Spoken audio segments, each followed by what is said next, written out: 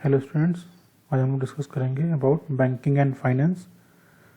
It is a D form second year syllabus DSBM में, drug storage and business management में। First topic इसमें है banking and it's type. Banking is a comprehensive terms for a number of institutions carried out on certain kinds of financial business dealings with money। मतलब a banking is a comprehensive term है for a number of institutions carrying out certain kinds of financial business dealing with money। तो banking कहाँ पे कर रहे हैं? जहाँ पे हमारा फाइनेंशियल चीज़ें, जहाँ पे मनी रिलेटेड चीज़ें आती हैं फॉर रनिंग बिजनेस, वहाँ पे बैंक की जरूरत पड़ती है। अब बैंक के टाइप्स कितने तरह के बैंक्स के होते हैं? तो पहला आपका commercial bank, then saving bank, then land development bank, industrial bank, cooperative banks, then mixed bank and exchange bank. ठीक है, तो इतने टाइप्स के बैंक होते हैं। नेक्स्ट आपका है कॉमर्शियल बैंक। अब कॉमर्शियल बैंक क्या है? Finance for internal trade, commerce and industries of country. Commercial banks finance देने का काम करती हैं, फाइनेंस करने का काम करती हैं टू इंटरनल ट्रेड, जो देश के अंदर जो ट्रेडिंग होती है उसमें, कॉमर्स व्यापार, एंड इंडस्ट्री मीन्स अगर आपको कोई फाइनेंस की ज़रूरत है विद इन कंट्री ट्रेडिंग के लिए, कोई व्यापार करने के लिए, कोई इंडस्ट्री के सेटअप के लिए, या उनके कुछ भी खर्चे के लिए लॉन्ग मीन्स लार्ज अमाउंट, तो क्या है कॉमर्शियल बैंक्स इनको देती हैं। The concepts deposits, they accept deposits, ये क्या करती हैं? ये डिपॉजिट जो भी कैश जमा होता है, डिपॉजिट एक्सेप्ट करती हैं, मतलब अपने पास जमा कराती हैं। एंड अलाउज विड्रावल, और पैसा निकालने की भी अनुमति देती हैं ऑफ मनी बाय चेक और by any other means. Cheque के द्वारा जमा कर सकते हैं या निकाल सकते हैं, या कैश भी दे सकते हैं, और बाई एनी अदर मीन्स, किसी भी अन्य तरीके से जो भी आप कर सकते हैं। ठीक है, they transfer money from one place to another. ये क्या है कि आप एक जगह पैसा जमा करेंगे और वो मनी दूसरी जगह भी ट्रांसफ़र कर देगा। मीन्स आपको इन पर्सन जाके जमा नहीं करना है, बैंक खुद ही वो पैसा आपको इधर से उधर ट्रांसफ़र करने में हेल्प करेगा। ठीक है, अब ये सर्विसेज कौन कौन से देते हैं? सर्विसेज टू दी डिपॉजिटर्स, जमा करने वाले को डिपॉजिटर, जमा करने वाले को सर्विस मिलती है। Services by the way of loan, loan देने का भी काम करते हैं। भाई किसी को काम करने के लिए पैसा चाहिए, उसको लोन भी सर्विस देते हैं। एंड मिसलेनियस सर्विसेज, और भी कई सारे मिसलेनियस सर्विसेज हैं। नेक्स्ट आपका आता है इसमें कॉमर्शियल बैंक। कॉमर्शियल बैंक की सर्विसेज टू डिपॉजिटर्स क्या क्या हैं? Payments, collections, saving and discounting of bills. क्या कर रहे हैं? Payments, pay insurance premium, insurance के प्रीमियम को पेमेंट करते हैं। Taxes on behalf of depositor, premium को, टैक्सेस को on behalf of depositor, depositor के बिहाफ पे ये पेमेंट करते हैं। Collections, collects the cheques, demand draft, bills of exchange, local and foreign bills. ये कहते हैं ये कलेक्शन काम करते हैं, हर जगह से जो भी आपके अकाउंट में जमा होना है उसको कलेक्ट करेंगे ऑन बिहाफ ऑफ यू। है, जैसे आपका चेक हो गया, डिमांड ड्राफ्ट हो गई, बिल्स ऑफ एक्सचेंज हो गया, लोकल एंड फॉरेन बिल्स हो गए, ये आपका कलेक्शन का भी काम करते हैं। नेक्स्ट आपका सेविंग। सेविंग में provide a means for saving money, ये आपके पास जो पैसा आप जमा करो उसको सेविंग का भी काम करते हैं। नेक्स्ट क्या आता है आपका, discounting on bills provided on local and foreign bills of their depositors. Discounting on bills भी करते हैं ये, based on provided on local and foreign bills of their depositors, ये ऐसे भी करते हैं। नेक्स्ट आपका आता है इसमें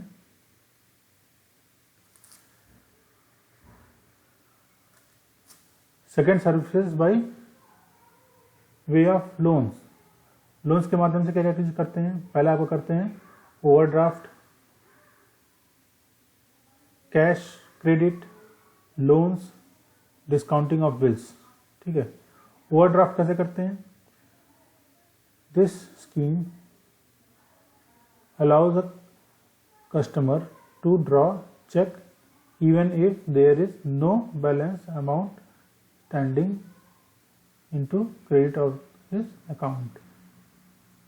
इसमें क्या होता है कि किसी भी जो अकाउंट होल्डर है उसके अकाउंट में से वो पैसा निकाल सकता है, जितना उसके पैसा खाते में पैसा है उससे ज़्यादा वो निकाल सकता है।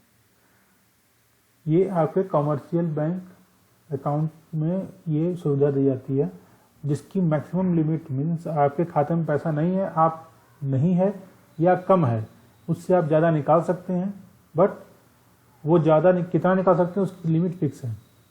उसके लिए पहले से कुछ सिक्योरिटी मनी लिया जाता है। ठीक है, अब इसमें नेक्स्ट क्या कर रहा है, cash credit. Up to certain limit person can borrow some money from bank and repay it when he is able to do so. This is operated on regular basis and requires some security। क्या बोल रहा है, cash credit में क्या है, means commercial bank account में person जो भी उसका अकाउंट होल्डर है उसको सर्टेन लिमिट तक पैसा विड्रॉ करने की परमिशन देता है कैश में, एंड उसको आफ्टर सम टाइम वो वापस रीपे करेगा। ठीक है, और इसमें भी आपकी जो लिमिट्स हैं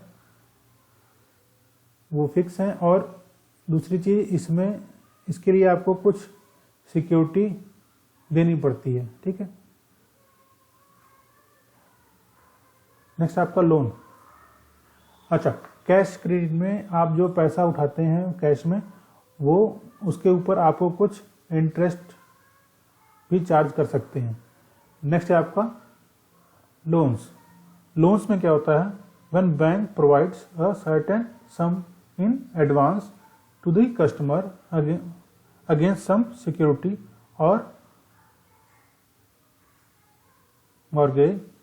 फिर क्या होता है, it is granted for short, middle और लॉन्ग टर्म बेसिस। क्या होता है, when a bank provide a certain sum in advance to customer against some security और mortgage.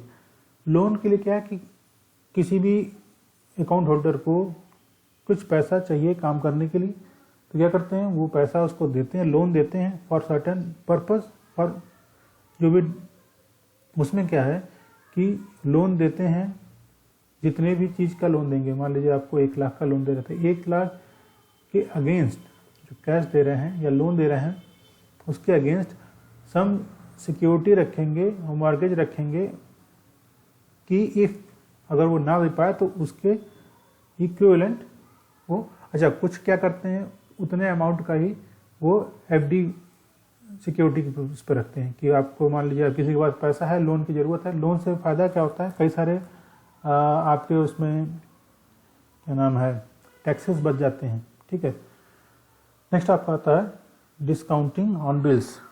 Under this scheme bank में encash money payment their customers bill before they become due for payment. क्या होता है कि अगर आपका कोई payment है मंथली बेसिस पे और अगर आप ड्यू डेट के बाद देते हैं तो आपके उस पर पैसे कटेंगे, मीन्स एक्स्ट्रा चार्जेस लेंगे। जैसा होता है कि मान लीजिए 15 तारीख तक कुछ पे करना है, 15 के बाद आपको 17 को ज़्यादा है, तो उस पर आपको हो सकता है कि उसमें कुछ फाइन दे के आपको फिर वो बिल देना पड़े। तो बैंक क्या करता है, बैंक ये भी सुविधा देता है कि आपको एक रिमाइंडर नोटिफिकेशन भेजेगा और वो खुद से उसका पेमेंट बैंक कर देता है ऑन बिहाफ ऑफ यू। फिर क्या होता है कि इससे क्या होता है कि वो ड्यू डेट से पहले ही पेमेंट हो जाएगा और आपका एक्स्ट्रा चार्जेस नहीं लेंगे। हाँ, बैंक इसके लिए कुछ नॉमिनल डिस्काउंट वगैरह कर सकता है। ठीक है, नेक्स्ट आपका आता है कॉमर्शियल बैंक। कॉमर्शियल बैंक्स में अगेन आपका क्या है, मिसलेनियस में क्या क्या आते हैं, interest, lockers, money transfer, bills of exchange, assistancy, foreign exchange, shares and bonds, ये सारे इसके मिसलेनियस सर्विसेज हैं। इंटरेस्ट क्या, collects interest on securities and shares of customers. अब क्या, जैसे आप कोई भी चीज़ सिक्योरिटी दिए हैं या फिर आपका पैसा मान लीजिए अकाउंट में है, तो उससे क्या है कि उसमें आपको इंटरेस्ट देते हैं टाइम टू टाइम, वो आपके ऐड ऑन होते जाते हैं अकाउंट्स में।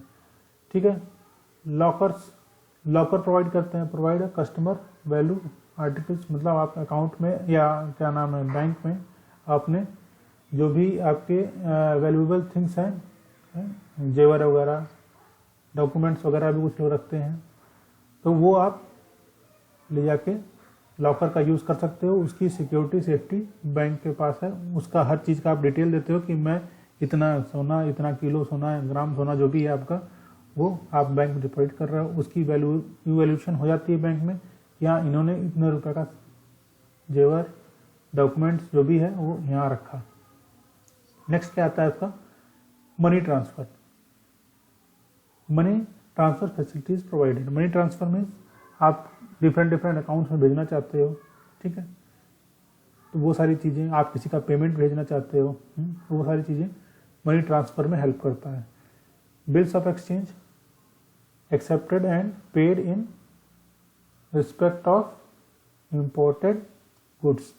बिल्स ऑफ एक्सचेंज मीन्स जैसे आप कोई सामान इम्पोर्ट वगैरह करा रहे हो, इम्पोर्टेड गुड्स पे है, तो उसका पेमेंट वगैरह के लिए भी commercial bank are responsible to do दो थिंग्स। ओके, नेक्स्ट क्या आता है आपका, असिस्टेंसी, मतलब कोई सुविधा देंगे, किस तरह की, in regular to investment, in regards to investment and other financial matters. जो भी बैंक में आप जाएंगे, बैंक में आपको ये भी असिस्टेंसी मिलती है कि कैसे बैंक में पैसा, आपका जो पैसा मान लीजिए आप रखे हैं, यूज़ नहीं कर रहे हैं, या आपके पास पैसा है, आप इन्वेस्ट कर सकते हैं, किसमें इन्वेस्ट कर सकते हैं, SIP कर सकते हैं, FD कर सकते हैं। आपके जो मनी है, मनी को आप कैसे आप रखे आप उसमें कैसे आप उसको बढ़ा सकते हैं, ये सारे असिस्टेंसी, आपको कौन सा बॉन्ड लेना चाहिए, कौन सा आपको SIP लेना चाहिए, इन्वेस्टमेंट पर्पज़ से आपको हर चीज़ की असिस्टेंसी दी जाएगी। ठीक है, अदरवाइज मान लीजिए आप लोन के लिए पिए तो लोन के लिए क्या क्या डॉक्यूमेंटेशन चाहिए, वो सारी चीज़ें जो मीन्स आपको हेल्प करते हैं, वो असिस्टेंसी में आती है। ठीक है, अब उसमें नेक्स्ट क्या बोल रहा है, foreign exchange provided for people going on planning to go abroad. ठीक है, प्रोवाइडेड फॉर पीपुल्स गोइंग और planning to go abroad. Foreign exchange में क्या होता है कि मनी एक्सचेंज करते हैं। मनी जैसे आपके पास रुपीज़ है, आप कहीं जाने वाले हो, आपको मनी एक्सचेंज करना पड़ेगा क्योंकि रुपीज़ हर कंट्री में चलेगा नहीं, तो फॉरेन एक्सचेंज का जो काम है वो भी कॉमर्शियल बैंक के थ्रू ही होता है। ठीक है, नेक्स्ट आपका आता है shares and bonds. Bank buys and sell shares. Bank अपना खुद के भी शेयर्स रखता है और बॉन्ड्स रखता है, जिसको कस्टमर खरीदते हैं, और सेम शेयर्स एंड बॉन्ड्स को जो भी लेता है उसका जो प्रॉफिट लॉस है वो डायरेक्ट कस्टमर को ही मिलेगा। ठीक है, 50% बॉन्ड्स, जैसा पर्सन को चाहिए उसके हिसाब से। नेक्स्ट आपका आता है कोऑपरेटिव बैंक्स में। These banks are organised on the principle of cooperation. इसमें पहला आता है कैपिटल। कैपिटल में collected by selling shares to the public. क्या होता है? कैपिटल में जैसे आपका है operative bank, these banks are organise on the principles of corporation. ये क्या करते हैं? यह कैपिटल, जैसे मान लिया कैपिटल का है तो collected by selling shares to the public. ये क्या करते हैं? पब्लिक को अपना शेयर्स देते हैं, ठीक है। And bye accepting deposits from there members and others. अब ये करते हैं, उनके मेंबर्स जो पैसा डिपॉजिट कर रहे हैं वहाँ से इनके पास पैसा आता है, मीन्स इनके अकाउंट में कोई पैसा जमा किया, ये अपना जो भी शेयर्स वगैरह हैं उनको बेचने के बाद जो पब्लिक से पैसा मिला वो इनके पास सोर्स ऑफ ये मनी, जो कैपिटल पैसा जो आ रहा है इनके पास, ठीक है। They also receive loans and grants from the government and central cooperative banks. ये क्या है कि ये अपना काम करने के लिए रिसीव लोन रिसीव करते हैं एंड ग्रांट्स फ्रॉम गवर्नमेंट के थ्रू, सेंट्रल कोऑपरेटिव बैंक्स के थ्रू ये लेते हैं। नेक्स्ट इसमें बोल रहा है कोऑपरेटिव बैंक्स में these banks are organised on the principle of cooperation, ठीक है। ये सेम स्लाइड है, सॉरी। नेक्स्ट आपका आता है एक्सचेंज बैंक। एक्सचेंज बैंक में क्या आता है? They are specialised in foreign exchange. Foreign से मीन्स अभी तक क्या देखे थे आप, जो भी कोऑपरेटिव बैंक्स थे ये सब क्या होता है, ये आपस में अंदर का पैसा ले रहे थे, means with in the country का। अब अगर फॉरेन एक्सचेंज से काम करना है, बाहर से करना है, तो उसके लिए क्या है, दे आर एक्सचेंज बैंक क्या होता है, they are specialised in foreign exchange. बाहर से पैसा एक्सचेंज करने में, ट्रांजेक्शन्स में ये हेल्प करते हैं। और they have branch all over the world, ये थ्रू आउट द वर्ल्ड इनकी ब्रांचेज रहती हैं। जैसे एफएक्स बैंक है, फॉरेन एक्सचेंज बैंक कॉर्पोरेशन, ठीक है। नेक्स्ट आपका आता है मिक्स्ड बैंक। मिक्स टाइप के बैंक्स कौन से होते हैं? These banks represent a mixture of commercial and industrial banks. ये क्या है? Mixture of commercial and industrial banks के मिक्सचर होते हैं दोनों, कॉमर्शियल और इंडस्ट्रियल के, ठीक है। Since the commercial banks provide short term finance and an industrial bank provides long term finance. क्या करते हैं? Commercial bank short term finance और industrial bank long term finance देती है। मीन्स कॉमर्शियल बैंक आपको 1 साल, 1.5 साल, 2 साल, 5 साल का लोन देती है। और इंडस्ट्रियल फाइनेंस जो होते हैं वो इंडस्ट्रियल बैंक्स वो लोन जो देते हैं वो लॉन्ग टर्म के होते हैं कि 15 साल, 20 साल है, लॉन्ग टर्म चलता है, ठीक है। अब इसमें नेक्स्ट जो आता है, दस mixed bank provide the facility of both.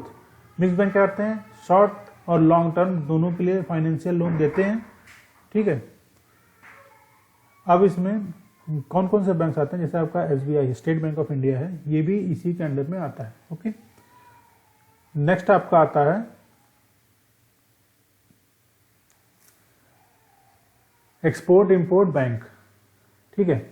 अब एक्सपोर्ट इंपोर्ट बैंक में ये जो भी बाहर सामान भेजना है, जो भी बाहर सामान आना है, ये इसका सारा हिसाब किताब, जो भी ट्रांजैक्शन है, ये सारी चीज़ें आपकी इसके थ्रू देखी जाएंगी, ठीक है। अब जैसे कौन से बैंक है इसमें? तो EXIM है, उसको बोलते हैं एक्जिम भी बोलते हैं। एक्जिम बैंक कौन से? Of India, was launch on 1 January 1982। Objects क्या थे इसके? promoting finance and facilitating the export and import of goods and services to promote the country's international trade and commerce, ठीक है। क्या था इसका ऑब्जेक्टिव? इसका ऑब्जेक्टिव ये था कि to promoting financial and facilitating the export import। Bharat से आयात निर्यात का जो काम हो रहा था ऑफ गुड्स एंड सर्विसेज, जो भी सामान का या कोई भी सर्विसेज का जो भी आदान प्रदान हो रहा था, इनको प्रमोट करना है। मीन्स ये, और ये कौन कर रहा था, ये गवर्नमेंट ऑफ इंडिया के अंडर ही होता था, इसमें और कोई प्राइवेट बैंक्स इन्वॉल्व नहीं हो सकते थे, गवर्नमेंट इसको खुद हैंडल करती थी। ठीक है, तो ये एक्सपोर्ट इंपोर्ट कहाँ से, विदेशों से जो भी व्यापार हो रहा था उसमें बैंक जो इन्वॉल्व हो रही थी वो कौन सी, export import bank of India. ठीक है, नेक्स्ट इसमें जो क्वेश्चंस अराइज होते हैं वो कौन कौन से हैं, defined and classified different types of banks, bank के प्रकार कौन कौन से हैं, डेफिनेशन, बैंक का डेफिनेशन और उसके प्रकार, क्लासिफिकेशन। ठीक है, नेक्स्ट आपका जो क्वेश्चन इसमें बनता है, explain functions of different types of bank, अलग अलग बैंकों के जो फंक्शन है, कार्य हैं, रोल है, उसको आपको बताना है इसमें। ठीक है, इसके बाद आपका नेक्स्ट आता है टाइप्स ऑफ अकाउंट, मीन्स खाते के प्रकार, खाता कितने प्रकार का होता है। ठीक है, अब इसमें क्या है, पहला आपका current account, saving account, fix deposit account और रिकरिंग अकाउंट। ठीक है, ये मेन 4 प्रकार के अकाउंट्स होते हैं। पहला आपका है current account, a firm or business can open current account by making initial deposit। Current account किसका बनता है अ फर्म और बिजनेस। ठीक है, इनका करंट अकाउंट ओपन होता है बाय मेकिंग इनिशियल डिपॉजिट, कुछ अमाउंट आपका डिपॉजिट करके आप करंट अकाउंट ओपन कर सकते हो। Customer can withdraw money by cheque, इसमें क्या है कि करंट अकाउंट से आप चेक के थ्रू पैसा विदड्रॉ कर सकते हो।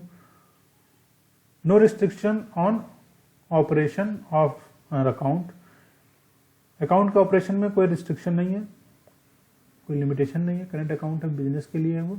ठीक है, इंटरेस्ट नॉट पेएबल, इंटरेस्ट इसमें पेएबल नहीं होता है।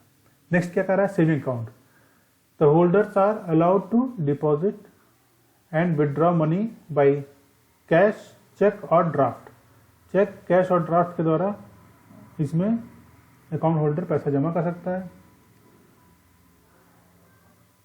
ठीक है, सेविंग अकाउंट इंडिविजुअल अकाउंट रहता है। इसके द्वारा विदड्रॉ आइदर बाय चेक और बाय विदड्रॉ स्लिप फॉर्म। अभी क्या है कि आपके पास अगर आपको खाते में से आपको डायरेक्ट इशू हो रहा है तो आपको चेक इशू होता है। ठीक है, चेक इशू होता है मतलब उसमें आपका अकाउंट नंबर वगैरह पहले से दिया रहेगा। और विड्रॉल जो होता है, विड्रॉल स्लिप या फॉर्म जो होता है, वो आप बैंक में जाएंगे तो आपको ब्लैंक मिलता है विड्रॉल फॉर्म। विड्रॉल फॉर्म में क्या है, आप उसमें अपना डिटेल डालेंगे, अमाउंट डालेंगे और आपको वो पैसा दे देंगे। विड्रॉल फॉर्म हमेशा जो अकाउंट होल्डर है उसी को ही दिया जाता है। ठीक है, उसमें लिमिट है। चेक के थ्रू आप किसी को भी पैसा दे सकते हैं, चेक के थ्रू आप किसी कोई भी पैसा निकाल सकता है, बट जो विड्रॉल फॉर्म है वो इन पर्सन होता है, वो खुद जाके करना पड़ता है। ठीक है, नेक्स्ट आपका आता है इसमें a customer can withdraw only certain amount, limitation है इसमें कि इतना रुपया आप निकाल सकते हैं। जैसे अभी भी देखेंगे कि लिमिट फिक्स करते हैं कि आप 50 निकाल सकते हैं, 1 लाख निकाल सकते हैं, 50,000, 1 लाख, इस तरह से। करेंट अकाउंट में कोई लिमिट नहीं है। ठीक है, नेक्स्ट इसमें क्या कर रहा है, low interest rate as compare to fixed deposit. इसमें फिक्स्ड डिपॉजिट अगर देखा जाए, फिक्स्ड डिपॉजिट या फिर रेकरिंग अकाउंट का देखा जाए तो इसमें आपको रेट ऑफ इंटरेस्ट कम रहता है। और अभी भी देखा जाए इस समय करंट जो चल रहा है तो सेविंग अकाउंट का इंटरेस्ट अराउंड 3.5 to 4% है। ठीक है, एफडी में 6 to 7% आ रहा है, रेकरिंग का भी ऐसा ही है 5 to 6% अराउंड। बट जो ओल्ड एज रहते हैं, मीन्स जो 60 अबव के जो लोग रहते हैं उनको एफडी और रेकरिंग वगैरह, एफडी में स्पेशली एफडी में उनको इंटरेस्ट रेट ज़्यादा मिलता है। क्यों? क्योंकि मोस्ट ऑफ द टाइम देखा गया है कि अबव 60 के जो लोग हैं, 60 साल से ऊपर वाले हैं, उन्हीं के पास में पैसा है भाई, थ्रू आउट लाइफ उन्होंने काम किया है, सेविंग है, वही पैसा जमा कर सकते हैं। तो उनका पैसा जमा कराने के लिए उनको स्कीम एक कर दिया था कि आपको इंटरेस्ट रेट ज़्यादा मिलेगा, मीन्स 0.5 to 1% ज़्यादा मिलता है, या 1.5 तक भी मिलता है कहीं कहीं किसी किसी बैंक में, ये इस तरह का रहता है। नेक्स्ट आपका क्या था, fix deposit. Fix deposit account कैसा होता है, the term means deposit payable only after the expiry of the specified period from 15 days to 5 years। इससे क्या है कि इसमें जो फिक्स करने का टाइम है, मान लीजिए आप 15 दिन से लेके और 5 साल तक के लिए फिक्स कर सकते हैं, बीच में इसको आप नहीं विड्रॉ कर सकते हैं। विड्रॉ मीन्स आप अगर करना भी चाहें तो आपको फिर वो उस पर जो मिलने वाले बेनिफिट्स हैं वो नहीं मिलेंगे, ठीक है। फिर क्या है, रेकरिंग अकाउंट में क्या कहते हैं, द डिपॉजिटर्स is requested या required to deposit a fixed amount of money every month for a specified period। अब रेकरिंग में क्या करते हैं, जैसे एफडी में क्या है कि आपने एक बार में पैसा जमा कर दिया, कितना 50,000, 10,000, 1 लाख, 2 लाख, जो भी है आपने फिक्स करके एक जमा कर दिया, फिक्स अमाउंट, ठीक है, फिक्स अमाउंट आपने जमा कर दिया और उसके लिए फिर 15 days to 5 years का ड्यूरेशन है, आप उतने दिन के लिए एफडी कर सकते हैं। एफडी करने के बाद वो जब फिर उस पर इंटरेस्ट लगा के मेच्योरिटी टाइम जब पूरा हुआ 5 years means between 15 days to 5 years के बीच में आप 6 महीने करें, 1 साल का करें, 2 साल का करें, 1.5 साल का करें, 3 साल का करें, 5 साल तक कर सकते हैं, ठीक है। अब इसके बाद जब मेच्योर होगा पैसा तो आपको विथ इंटरेस्ट मेच्योरिटी डेट के बाद मिलेगा, ठीक है। रेकरिंग में क्या होता है कि इसमें आप एवरी मंथ जमा करते हो, एवरी मंथ मतलब आपको 500, 1000, 2000, 50,000 जो भी आपकी लिमिटेशंस हैं कि आप इतना रुपया मीन्स हर महीने आप जमा कर सकते हो, वो आपके रेकरिंग अकाउंट का रहता है।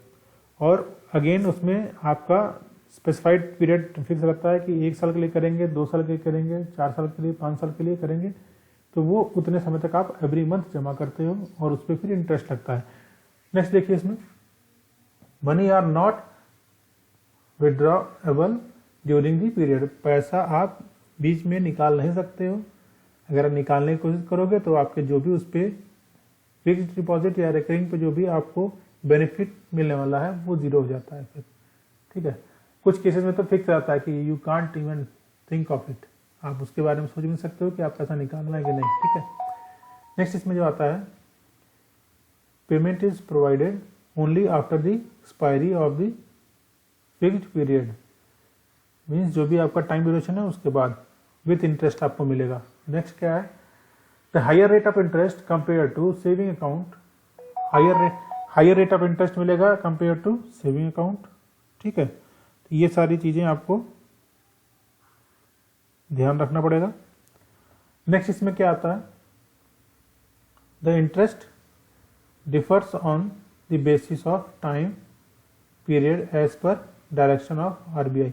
आरबीआई के दिशा निर्देश पे ही ये सारी चीज़ें गवर्न होती हैं कि कितना इंटरेस्ट देना है अलग अलग समय पे, ठीक है। नेक्स्ट इसमें आपका आता है चेक। चेक क्या होता है, cheque is an instrument in return containing an unconditional order.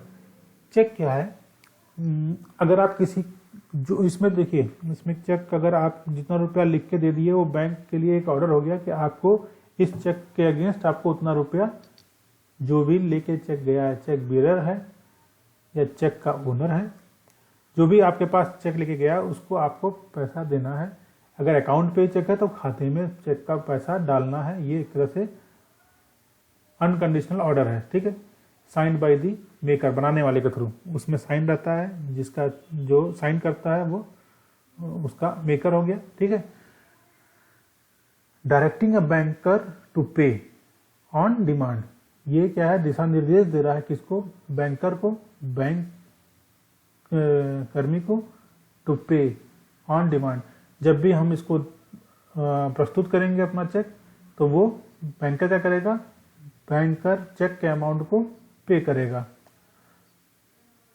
Certain amount sum of money, मतलब जो भी उसमें लिखा हुआ है, उसमें 1 रुपया लिखा है तो 1 देगा, 111 लिखा है तो 111 देगा, 10,000 लिखा है 10,000 देगा, 1,00,000 रुपया लिखा है 1,00,000 देगा, जितना अमाउंट लिखा है उसी के लिए बाध्य है, ठीक है। Only to or the order of certain person or to the bearer of the cheque, मतलब ओनली टू किसको देगा, टू मतलब जिसका नाम लिखा है, ठीक है, टू पेई, और the order of certain person जिसके नाम से बना उसको देगा, और टू दी बियरर जिसके हाथ में है उसको देगा, धारक को देगा, ठीक है। अब इसमें नेक्स्ट आता है parts of the cheque. Cheque में कितने पार्ट होते हैं, इसमें मेनली 3 पार्ट होते हैं। पहला है द ड्रॉवर, दूसरा द ड्रॉई, तीसरा द पेई। ड्रॉवर कौन है, ड्रॉवर है the person who draws the cheque, जो चेक ड्रॉ करता है वो ड्रॉवर है।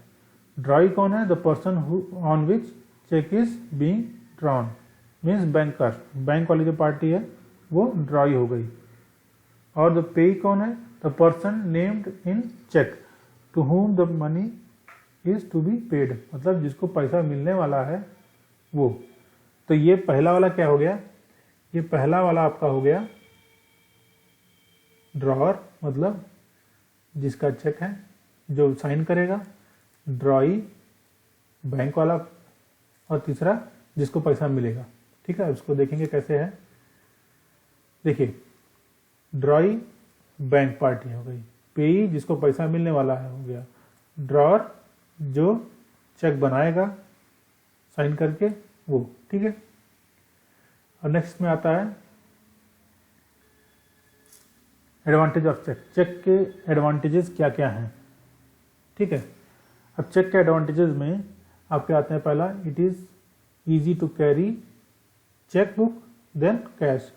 चेक बुक कैरी करना इजी है इन कंपेयर टू कैश, क्योंकि एक चेक में आप चाहे 1 रुपया लिखो, चाहे 1,00,000 लिखो, चाहे 1 करोड़ लिखो, आपका वो चेक रेडी हो गया उतने अमाउंट के लिए। नेक्स्ट आपका क्या है, cross cheque no misuse. Cross cheque के साथ जैसे अगर आपके चेक के ऊपर क्रॉस कर दिया जाता है, डबल लाइन खींचा जाता है, तो वो क्या हो गया, वो उसका मिसयूज नहीं हो सकता, क्योंकि वो स्पेसिफिक कहीं जाने वाला है, या तो किसी पर्सन को जाएगा, या तो किसी खाते में जाएगा, किसी पर्टिकुलर बैंक में जाएगा, तो उसका मिसयूज नहीं होगा। नेक्स्ट क्या आता है, one can pay exact amount by cheque, मतलब अब 335 रुपये लिखा है 335 का दे सकते हैं, 3,335 लिखा 3,335, उसमें फुटकर देना है लेना है उसका मतलब नहीं होता है, क्योंकि जो अमाउंट लिखा है वही अमाउंट आपको पे कर देना है, ठीक है। नेक्स्ट इसमें आता है money can be transferred into any part of country, मतलब पैसा आपको कहीं भी ट्रांसफर कर सकते हो। भाई चेक लेके ट्रेवल कर रहे हो, आपको पैसा लेके जरूरत नहीं, मनी वो भी एक तरह से ऑर्डर ही है, जब बैंक में देंगे तो ये आप कहीं भी ट्रांसफर कर सकते हो, ठीक है। नेक्स्ट इसमें आता है counter for purposes of receipt for further या फ्यूचर रेफरेंस। क्या करते हैं इसमें,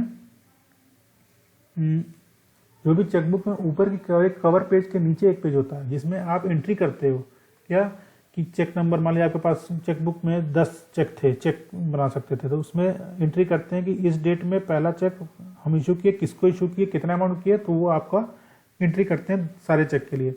तो इन फ्यूचर अगर आपको जानना है कि हमने कौन सा चेक किसको दिया, तो वहां से आप एज ए रेफरेंस यूज कर सकते हो, ठीक है। नेक्स्ट आपका आता है इसमें types of cheque. Types of cheque में आपका क्या है, 2 तरह का मेन है, ओपन चेक, दूसरा है क्रॉस चेक। ओपन चेक हमेशा कैश पेमेंट के लिए होता है, कि मतलब आप खाते बैंक में जाकर दोगे, बैंक वाला आपको कैश हाथ में पकड़ा देगा, ठीक है। क्रॉस चेक क्या होता है, वो ट्रांसफर होता है टू अकाउंट ओनली, वो क्रॉस चेक हमेशा खाते में ही जाएगा, कैश किसी को नहीं मिलेगा, ठीक है। तो ओपन चेक देखते हैं। ओपन चेक में अगेन 2 चीजें होती हैं, कौन कौन सी, बियरर चेक और दूसरा होता है ऑर्डर चेक। बियरर चेक मतलब जो भी जिसके हाथ में भी चेक है वो बियरर चेक हो गया, ठीक है। पेमेंट टू एनी पर्सन, जो भी चाहे वो जाके अपना निकाल सकता है कहीं से भी। दूसरा होता है order cheque, payment to specified person, उस पर पर्सन का नाम लिखाएगा कि फलाने आदमी का है? तो उसी को वो पेमेंट होगा। ठीक है, नेक्स्ट आपका आता है क्रॉस चेक, जो कि ट्रांसफ़र करते हैं ओनली अकाउंट में।